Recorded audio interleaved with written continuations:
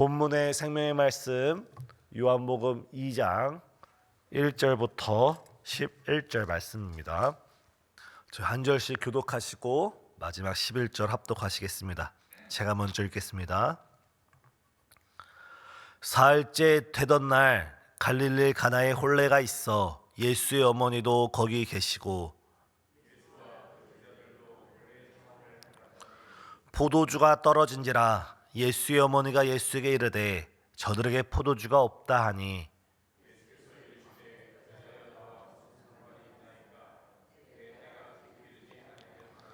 그의 어머니가 하인들에게 이르되 너에게 무슨 말씀을 하시든지 그대로 하라 하니라.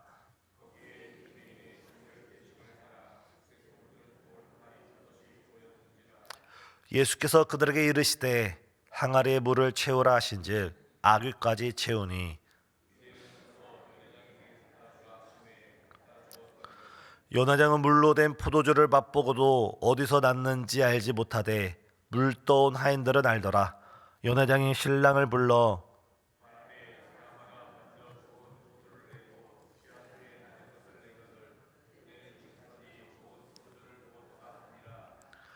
예수께서 이 첫 표적을 함께 합독하시겠습니다.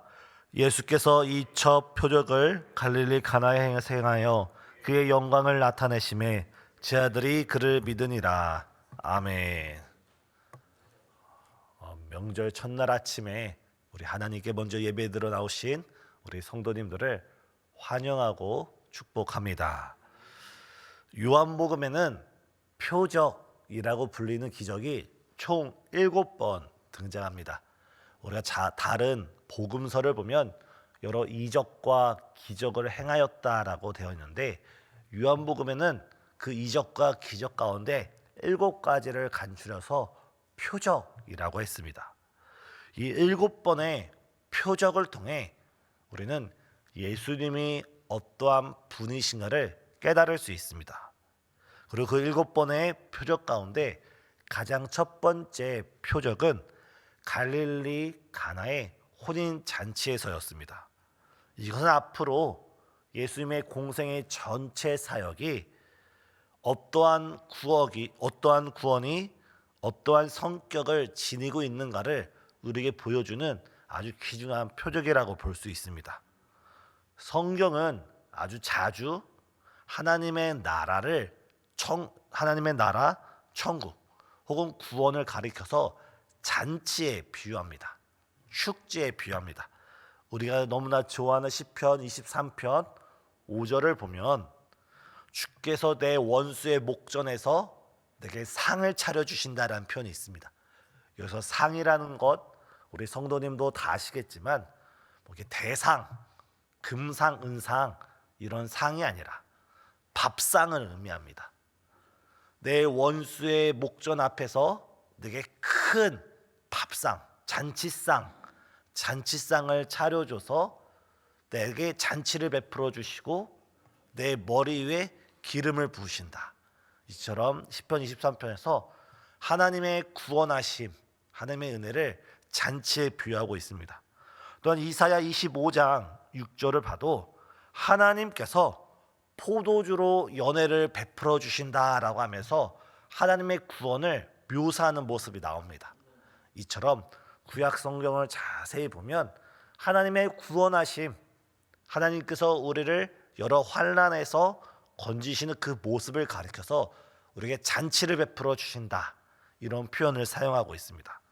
왜냐하면 잔치라 하는 것은 기쁨이 충만하고 감사가 충만하고 행복이 만족이 넘치기 때문입니다. 어떠한 부족함도 없고 어떠한 결핍도 없고 그 잔치에 참여한 모든 이들이 참 행복 가운데 그 시간을 즐길 수 있는 게 바로 잔치라는 것입니다. 그런데 오늘 본문 가나의 혼인잔치에선 어떤 부족함과 어떤 결핍이 생겼습니까? 바로 포도주가 떨어졌다는 것입니다. 지금 이 상황이 어떻습니까? 유대인의 결혼잔치는 일주일 동안 지속됩니다. 원근 각처에서 이 두 부부가 이 두 가정이 결혼한다는 소식을 듣고 수없이 많은 사람들이 이들을 축하하기 위해서 이 잔치자리에 모였고, 이 잔치자리는 지금 많은 사람들로 인해 인산인해를 이루고 있습니다. 그 많은 사람들이 있는 가운데 지금 포도주가 떨어졌는데,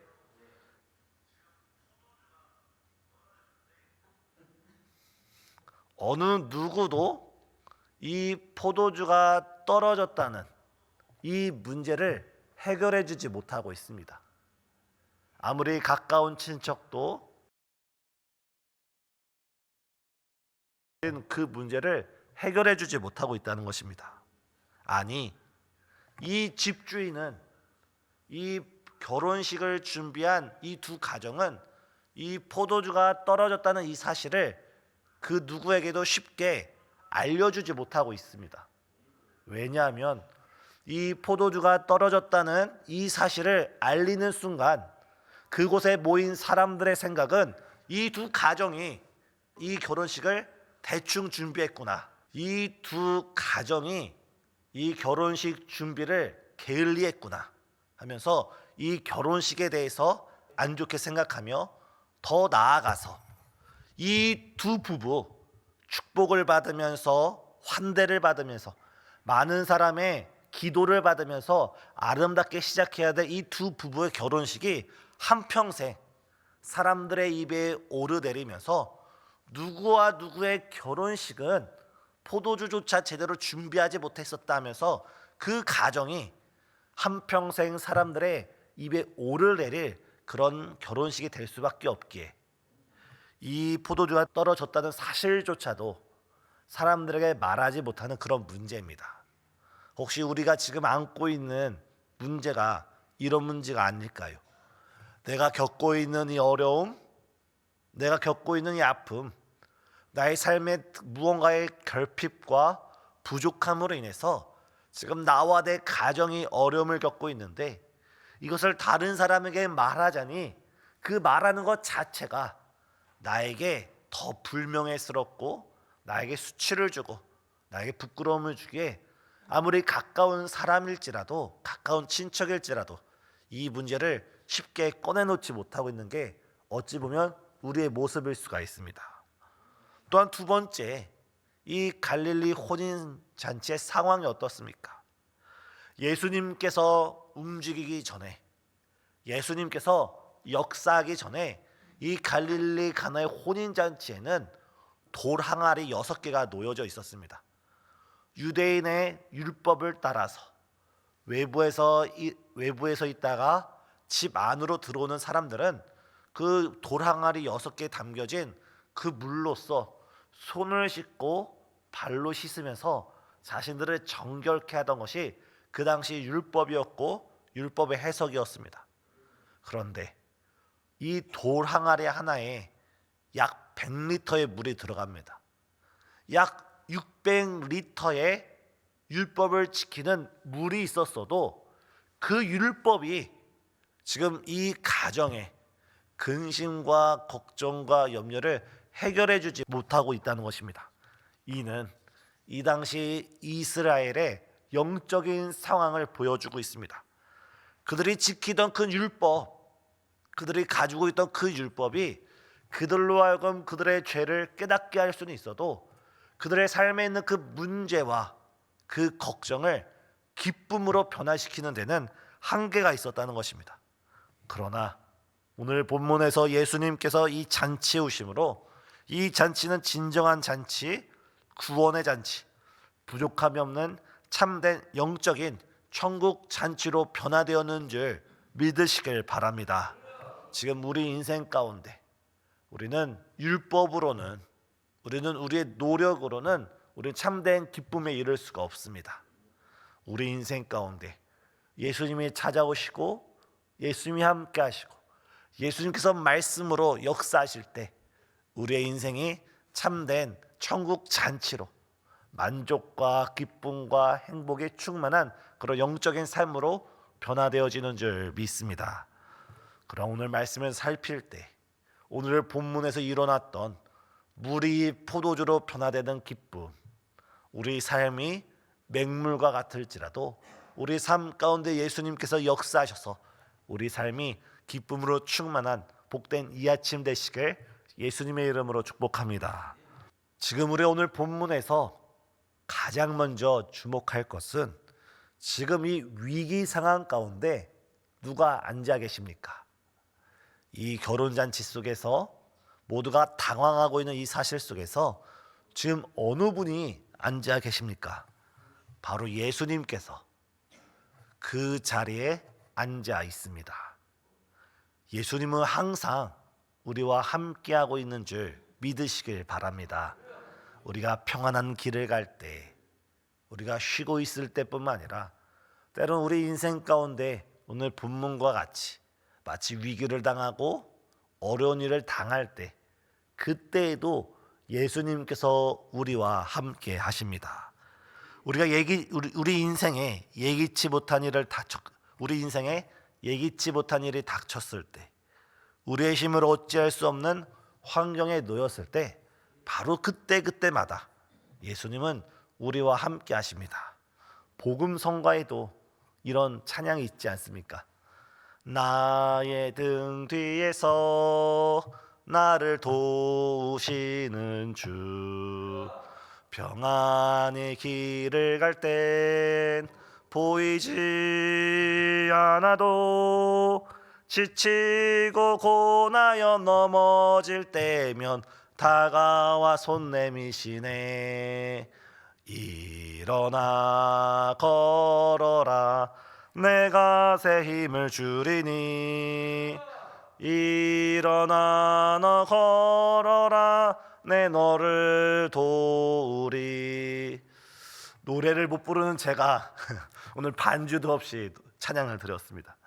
우리가 평안한 길을 갈 때는 때때로 예수님이 우리와 함께하는 것이 잘 느껴지지 않습니다. 아니, 어려운 일을 당하면 오히려 하나님이 가까이 계시는 것이 아니라 멀리 계신 것처럼 느껴지고, 나의 문제와 나의 눈물이 마치 하나님께 숨겨진 것처럼 여겨질 때가 있습니다.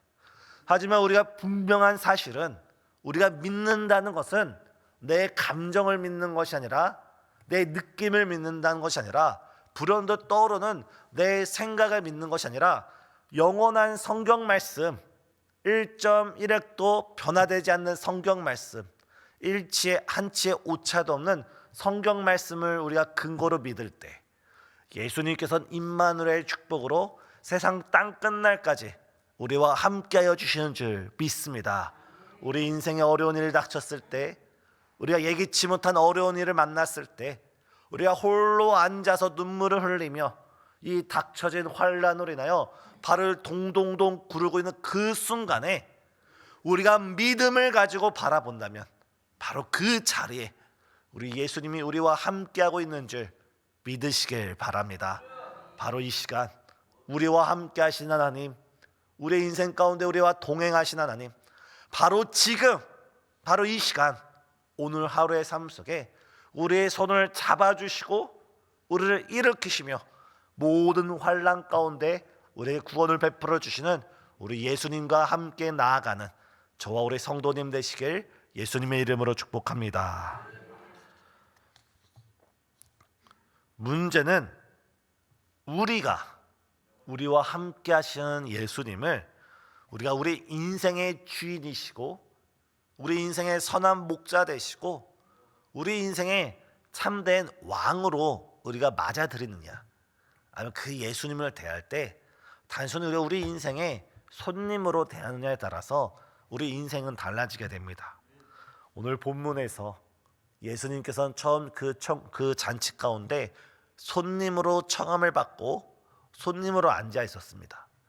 예수님이 손님으로 있을 때는 그 문제 가운데 예수님께서는 아무런 일도 하지 않으셨지만, 오늘 본문을 보니 그 예수님을 더 이상 손님이 아니라 그 잔치를 이끄는 주인의 자리로 올려놓았을 때, 모셨을 때 주님께서는 비로소 그 문제를 해결하기 시작했습니다.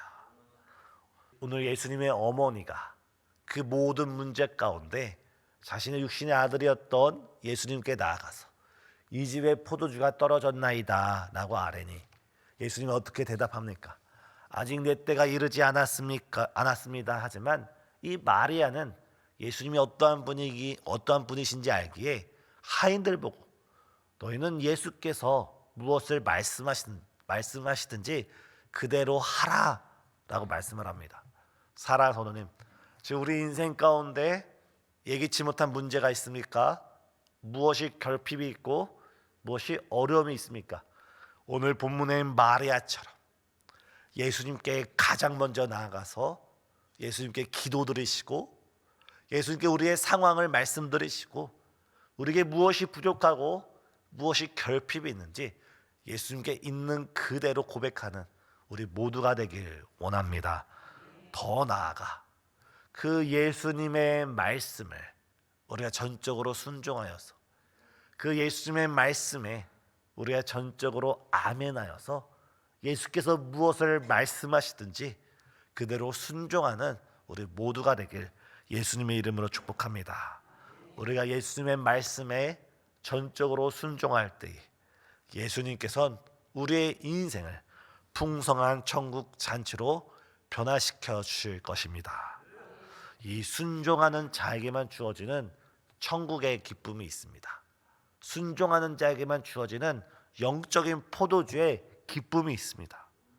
지금 아까도 말씀드렸듯이 당시 유대인의 율법을 따라 그곳에는 돌 항아리 6개가 놓여져 있었고 약 600리터의 물을 채울 수 있는 항아리가 있었습니다.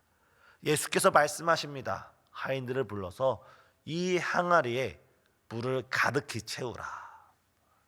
그랬던 하인들이 그 항아리를 아귀까지, 다시 말해서 이 항아리 끝까지 채우게 되었습니다. 그리고 이제 다시 말씀하십니다. 이제는 떠서 영내장에게 갖다 주어라. 그랬더니 하인들은 자신들의 생각, 자신들의 경험, 판단, 과학적인 지식을 의지하지 않고 예수님께서 말씀하신 그대로 그 항아리에 물을 채우게 되었고 그 항아리에 채운 물을 연회장에게 갖다 주었습니다. 그런데 만약 여기서 연회장의 물을 맛보고 이 물이 포도주가 아니라 물이었다면 이 잔치집은 큰 어려움이 찾아왔을 것입니다. 그런데 연회장은 어떻게 말합니까? 지금까지 먹은 포도주보다 지금 가지고 나온 이 포도주가 가장 최상급의 포도주고 가장 극상품이다. 이 귀한 포도주를 어찌하여 아직까지 간직하였냐고 오히려 칭찬하고 놀라고 있습니다. 여기서 어떤 모습이 나타납니까? 연회장은 이 포도주가 어떻게 생겼는지 알 수 없지만 예수님의 말씀을 듣고 그 말씀에 순종한 그 하인들, 그 모습을 옆에서 지켜보고 있던 예수님의 제자들은 이 포도주가 방금 우물에서 떠온 맹물이었다는 것을 알고 있었습니다. 사랑하는 성도님, 우리가 하나님의 말씀을 듣고 우리의 문제 가운데 예수님께 기도를 하며 주의 말씀에 순종하면서 나아갈 때 우리에게 주어지는 하나님의 은혜와 기쁨, 하나님께서 주시는 하늘의 신령한 그 은혜는 순종하는 자만이 깨달을 수 있고 순종하는 자만이 그 기쁨을 알 수 있고 순종하는 자만이 그 영광스러운 감사함을 깨달을 수 있습니다. 지금 잔치에 참석한 사람들의 손과 발을 씻는 데 쓰이는, 어떻게 보면 허드렛 일에 쓰이는 그 맹물이 지금 잔치의 흥을 높이는 가장 귀한 최상급의 포도주로 변화되게 되었습니다. 예수님께서는 우리와 같은 인생, 본질상 죽을 수밖에 없고 지옥에 갈 수밖에 없고 사단의 앞잡이였던 우리를 예수 그리스도의 보혈로서 우리를 변화시켜서 우리를 하나님의 자녀로 거듭나게 하신 줄 믿습니다. 물을 변하여 포도주가 되게 하신 하나님, 아무런 맛도 없고 가치도 없던 맹물을 변하여서 가장 값진 포도주로 변화시켜 주신 주님께서 마땅히 죽어 마땅한 우리들, 지옥에 갈 수밖에 없는 우리들을 예수님의 말씀과 그 구원 사역으로 가장 값비싼 포도주, 하나님의 자녀로 우리를 자녀 삼아 주신 줄 믿습니다. 사실 이 요한복음을 기술한 사도 요한도 물처럼 아무런 가치가 없던 인생을 살던 사람이었습니다. 그는 오늘날 우리에게 사랑의 사도로 알려져 있지만 사실 그의 옛날의 모습은 사랑의 사도와 거리가 멀었습니다. 그는 우레의 아들, 다시 말하고 성격이 불같아서 불같은 사람이다라고 일컬어지고, 또한 그가 예루살렘으로 가는 도중에 사마리아 사람들에게 환영을 받지 못하자 예수님께 지금 저 하늘에서 불을 내려서 저들을 죽여주세요라고 간청했던 사람이 사도 요한입니다. 또한 가버나움에서는 자신들과 함께하지 않고 예수님의 이름으로 귀신을 내어 쫓는 사람을 보더니 어떻게 우리와 함께 전도 여행을 다니지 않으면서 예수님의 이름으로 귀신을 내어 쫓느냐 하면서 그것을 훈계하고 꾸짖고 하지 못하게 하려고 했던 사람이 바로 사도 요한입니다. 귀신 들린 자가 자유함되는 것보다 우리와 함께하는 것을 더 중요하게 여겼던, 무엇이 먼저인지도 알지 못했던 사람이 사도 요한인데, 이러한 사도 요한을 예수님께서는 참고 기다리시며 참된 사랑의 제자로 변화시켜 주셨습니다. 바로 우리들도 마찬가지입니다. 하나님께서 우리를 자녀 삼아 주셨고, 하나님께서 우리를 제자 삼아 주셨고, 하나님을 우리를 하나님의 백성으로 여겨 주셨습니다. 지금 우리 삶은 부족하고 지금 우리 삶에는 많은 결핍이 있을지라도 하나님께서 하루하루를 인도해 가시고 하루하루를 주관해 가실 때 우리가 하나님의 말씀에 순종하며 하나님의 말씀을 따라 우리가 주님과 동행하며 나아갈 때 주님께서는 죄의 냄새나던 우리를 바로 예수 그리스도의 향기로 변화시켜 주시고, 우리의 여러 성품과 여러 성격의 연약함을 바로 성령의 열매 맺는 삶으로 변화시켜 주실 줄 믿습니다. 또한 우리 삶에 결핍의 문제, 부족함의 문제, 그것이 건강의 문제이든 경제의 문제이든 관계의 문제이든지 우리 주께서 주의 은혜 가운데 우리에게 천국의 기쁨, 영적인 은혜, 하늘의 신령한 복과 땅의 기름짐의 복으로 우리에게 은혜를 베풀어 주실 줄 믿습니다. 이 아침 우리의 인생을, 우리의 삶을 최상급의 포도주로 변화시켜 주실 주님, 우리 인생에 풍성한 기쁨과 즐거움과 행복으로 가득 넘치게 하실 그 예수님을 사모하면서 가지고 나온 기도 제목을 주 앞에 힘껏 부르짖는 저와 우리 성도님 되시길 예수님의 이름으로 축복합니다.